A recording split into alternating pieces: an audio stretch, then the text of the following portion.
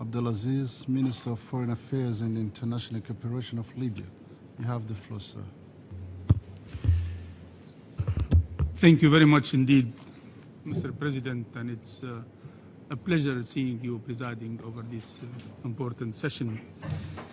Let me first express our deepest thanks to you, Mr. President, and to the members of the Council for giving me the opportunity to address you at this critical stage where developments in Libya are moving quite fast. Permit me also at the outset to thank all the international partners, countries, and regional organizations for the support provided and being provided to Libya, and for designating special envoys, UNSMIL, under the leadership of Dr. Tariq Mitri, the head of the mission and the special envoy. The mission has done a great job given the very challenging environment. We very much appreciate the very encouraging message of His Excellency the Secretary General of the United Nations and his personal engagement. Special thanks go to the European Union for its political and technical support, to the League of Arab States, the African Union, and the Organization of Islamic Cooperation and the Maghreb Union for adopting a number of resolutions expressing firm support to the democratic process in Libya. Mr. President, the objective of my participation today is to provide you with an actual and honest picture of the situation in Libya without retouche whatsoever. Starting with the positive features of such a picture, I would like to say that the world has uploaded in 2012 the free and fair elections of the members of the General National Congress, following 42 years of repression. A transitional government was established, followed by the current temporary government. A historical decision was taken by the High Constitutional Court to consider the decision of the General National Congress towards the establishment of a new government was null and void, thus confirming the legitimacy of the current government, at the same time confirming the independence of the judiciary. During the last 60 years, it happened only twice, once during the kingdom time when the High Court took a decision against the wish of the king to dismantle the parliament, and now the second decision taken by the judiciary, which really put the track back to the normal functioning of the government. The elections of the members of the committee responsible for drafting the constitution went quite positively, and now they are started drafting the constitution. Most recently, as Dr. Tariq mentioned, the elections of the new parliament was conducted regardless of the turnout, but as a process we are very hopeful that it will be completed soon and the results will be announced before the end of this month. A preliminary roadmap for the political process started to emerge. Municipalities elections started in major cities, instituting a culture of decentralization of local administration. However, in respect to the negative features, there are a number of challenges and negative elements representing serious threats to the democratic transformation in Libya, and indeed are indicative of heading towards a failed state with far-reaching consequences, not only nationally, but also at the sub-regional and regional levels. And with your permission, Mr. President, I would like to go through these impeding factors for the members of the Security Council to realize how difficult it is, the transformation in Libya at the moment. Let me start with the social challenges. One, prevailing problems of displaced persons within the country and Libyan refugees outside the country. Two, tribal conflicts fed by close associations with armed groups. Three, flight of human resources abroad due to fear of prosecution, also as a result of the unfair political isolation law. Four, we do experience quite a passive public opinion and inadequate public engagement in spite of the presence of thousands of registered civil society organizations.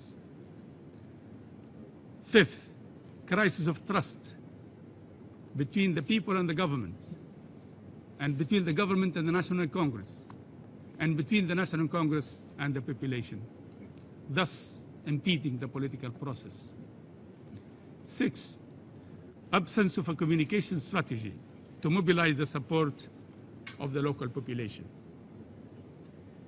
In relation to the economic challenges, deteriorating economic situation, mainly due to the decrease in oil production and oil export. You may recall, Mr. President, distinguished members of the Council, that the export oil ports were controlled by a military group for almost 11 months.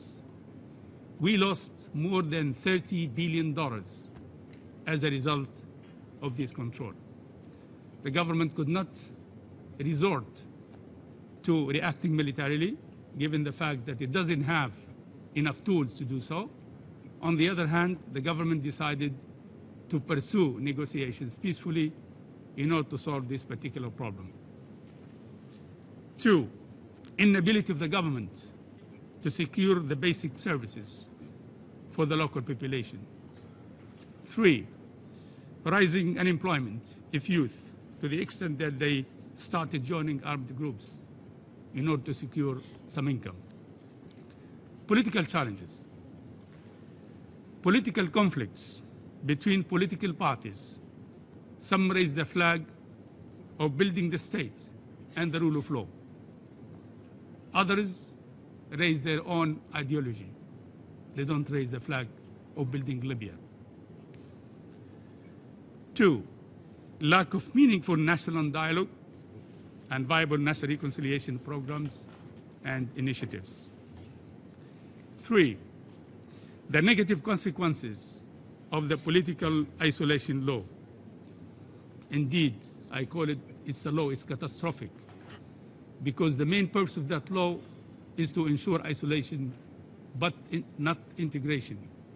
Most of the Libyan technocrats who have been trained for 3 to 4 decades have no association ideologically with the previous regime. But according to the law, they are marginalized and they have no way to contribute to the political process in the country. Not to speak of the fact there are some attempts during the last few months on the part of some lawyers to submit proposals either to eliminate the law or to amend it, but as some military elements, uncontrolled elements, they threatened the judges, in case they take that decision, their lives will be threatened. This is how the situation is.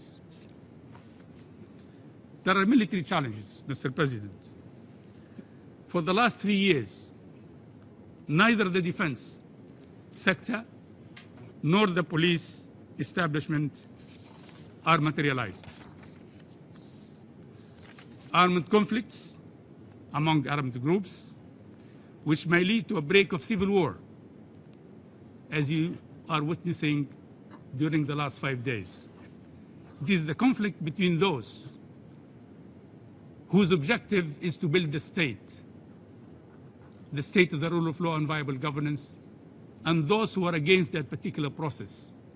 They wanted to have it a small Emirat, headed by warlords, ideologically oriented.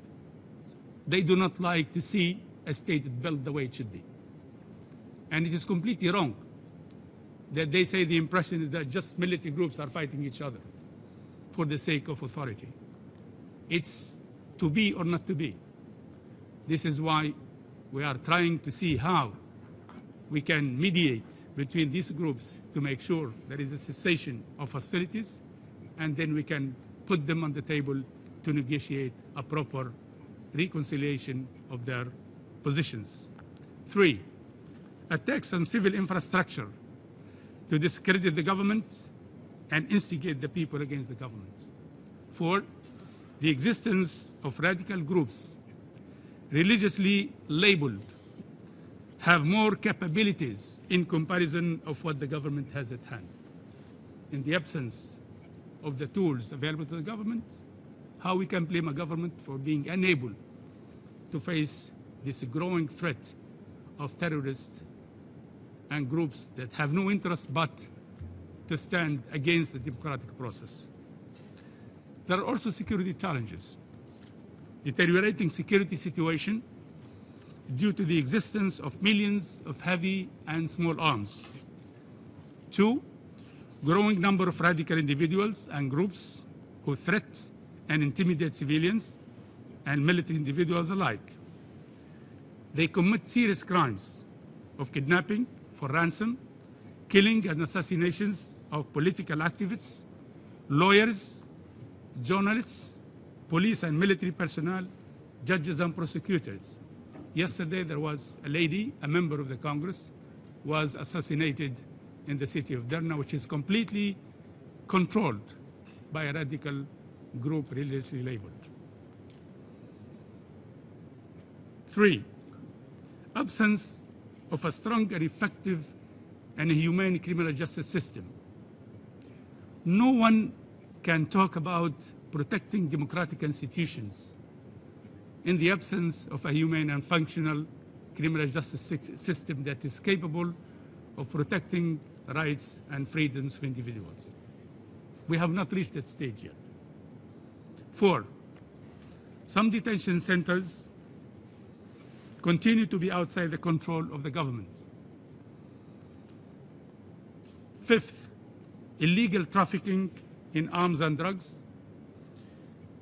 illegal migration and the smuggling of subsidized goods, as referred to by my dear friend Dr. Tariq, continue to pose a very serious problem, not only to Libya but to neighboring countries, and particularly those countries north of the Mediterranean.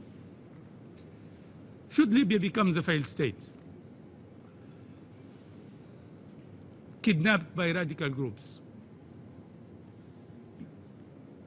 and warlords, the consequences, Mr. President, distinguished members of the Council, will be far-reaching and perhaps could be beyond control. First, I think it could feed the conflicts and separation attempts in neighboring countries. There could also be a negative element in relation to the intensification of illegal smuggling of arms, feeding internal conflicts in neighboring countries. I think it will be a hub for attracting extremists and radicals religiously labeled, particularly in the eastern part of Libya. And we cannot deny the fact there are not only Libyans who are radicals, we have others from Morocco, from Algeria, from Syria. Now, not to speak of the fact, now there is a rumor that now, given the fact that there is a serious need to control these elements, now they are encouraging others who are fighting in Syria to come back to Libya because there is a gap in the security, and therefore Libya could be a very favorable environment, or that could be the source of trouble even more and more, not only to Libya but also to the neighboring countries. Mr. President, distinguished members of the Council, don't you think that such factors which are indicative of heading towards a failed state would justify a stronger, more effective and strategic engagement of the security in the internal Libyan affairs? If so, what prevents the Security Council from living up to the expectations of the Libyan people to live in peace and pursue their national democratic process in a more peaceful environment? The current government is making tremendous efforts to think strategically at the operational level and bring all stakeholders together for a promising national dialogue. But the means put at the disposal of this government is extremely limited. Indeed, not to mention the prevailing negative trend on the part of certain groups and individuals who are against the democratic process. Given the fact that Libya is still under Chapter 7, the Security Council could provide the legal framework for an upgraded and more effective international engagement in the Libyan affairs, to bring more coherence to the political process and reconstruction efforts. Currently, Mr. President, I say it with certainty that there is a serious imbalance between the current and emerging problems and challenges in Libya and what the international community is offering. That particular imbalance has to be rectified in order to do justice to the Libyan case. A United Nations stabilization and institution building mission for Libya, with the central focus of providing concrete support structurally and legislatively in respect to some of the priority areas that we think they are the basis for building the rule of law and viable governance. One, building the national security forces with a special focus on the establishment of a quality military forces, police force and intelligence structure. Equally important is the effective engagement in the demilitarization process for the armed groups and individuals. It is extremely important to follow the so-called incremental approach in this process, because demilitarizing the military groups has two dimensions. There is the political dimension, which we have to work on it as a government, and there is a technical dimension that the international community should help us either regionally or globally. Two, contribute to the protection of oil fields, oil export ports, and civil airports. This will ensure the normal flow of oil and revenues related thereto, as well as the protection of other strategic sites. We believe in the so-called joint protection. The Libyans themselves are not trained to the level that are capable of ensuring the protection of those sites.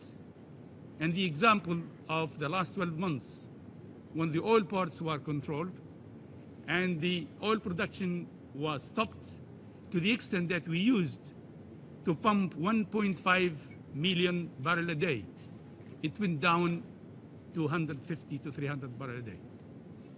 Lack of protection of oil fields and the ports through which we export our oil remain to be a serious problem. We are not asking for military intervention to protect the oil, but we need teams, experts, trained people to work with Libyans, which is so-called on-site training, to be able for a certain period of time for the Libyans to learn how to protect these strategic sites.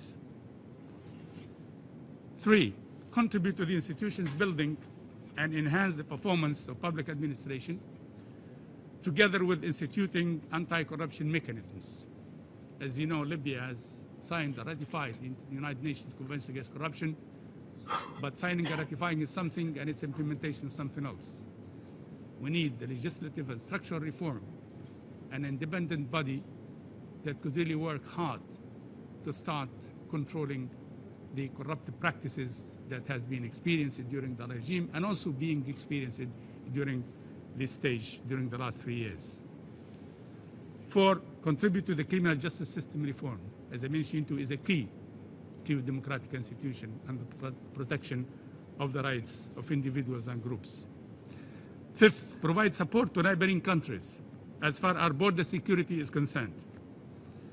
And here I would like to inform you that the neighboring countries, starting from Algeria, Tunisia, Chad, Niger, Sudan, and Egypt. We have met on the occasion of the non-aligned conference in Algeria.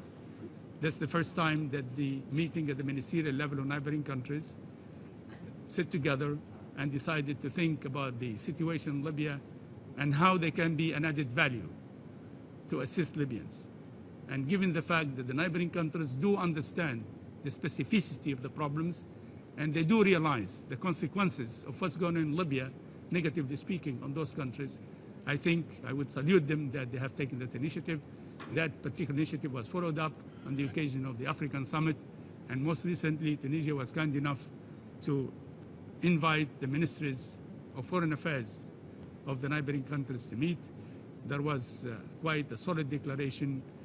Structurally, they decided to have 2 committees, one a security committee and one a political committee, to follow up the affairs of Libya and to see how they can be an added value to help the Libyans in the democratic process. 6, given the fact that the League of Arab States intends to take the lead in engaging the national dialogue and reconciliation in close cooperation with the African Union, the Ministerial Committee of the neighboring countries, the mission could also provide viable support to that process. Mr. President, the speedy deployment of such a mission, if it is possible, in close cooperation and coordination with regional organizations, will certainly enable the country moving forward in pursuit of a more meaningful democratic transformation. Fair distribution of wealth, adoption of a consensus constitution, demilitarization of armed groups, and institution of the rule of law and viable governance. At the same time, should this mission materializes, I think it will set a model and success story for post-conflict engagement of the United Nations and regional organizations. Mr. President, distinguished members of the Security Council, in conclusion, I wish to make a sincere appeal to all of you. Please do take the case of Libya seriously before it is too late. Approaching the task with determination and sustained support to the political process in Libya will certainly pay off at the end. You are dealing with a country of 6.5 million population, living on 1.8 square meters in terms of size, which is representing number 17 worldwide and the 4th at the African level, with our reserve amount to 41.5 billion barrels. It has tremendous potential, not only to the Libyan people, but also to our neighbors and our partners. It goes without saying, Mr. President, that the Libyans are responsible for shaping their own destiny, believing in a prosperous future. But we cannot achieve it alone. We need a partnership solidarity that goes beyond national interests. Finally, Mr. President and distinguished members of the Council, I wish to reiterate the fact that we are not calling for a military intervention. Rather, we are calling for stabilization and institution building initiative on the part of the Security Council. That is the only way to empower the state to respond to the challenges ahead. Thank you very much, Mr. Chairman and distinguished members of the Security Council, for giving me this opportunity to convey to you exactly how the situation in Libya and what are the expectations of the people from the international community. Thank you very much. I thank His Excellency Mr. Abdulaziz for his statement. There are no more names inscribed on the list of speakers. I now invite Council members to informal consultations to continue our discussion on the subject. The meeting is adjourned.